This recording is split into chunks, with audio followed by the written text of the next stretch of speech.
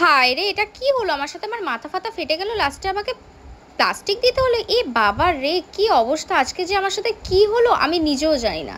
তো so guys, আজকে আমি এসেছিলাম পার্মানেন্ট আইব্রো করতে। তো আমার মাথায় অ্যানাস্থেসিয়া দেওয়া হয়েছিল, তো তার জন্য আমার মাথাটা প্লাস্টিক দিয়ে মোড়া ছিল। তো আমি একটু ঢং করে নিচ্ছিলাম। তো এই যে গরম জলের বোতলটা নিয়ে আমরা একটু নাচানাচি একটু ঢং করে নিচ্ছিলাম। তো যাই হোক, এই সোনার বাক্সটাতে আমি ভেবেছিলাম কি আমাকে কিছু হয়তো গিফট করবে। ও বাবা, এখানে দেখছি হ্যাপি ডেন্ট আবার সে নিজেই খেয়ে নিচ্ছে আমাকে না দিয়ে।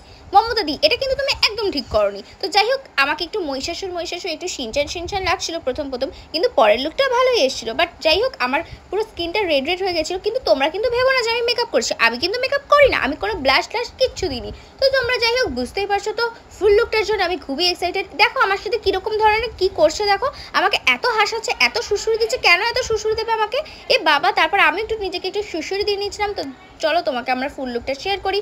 ফলো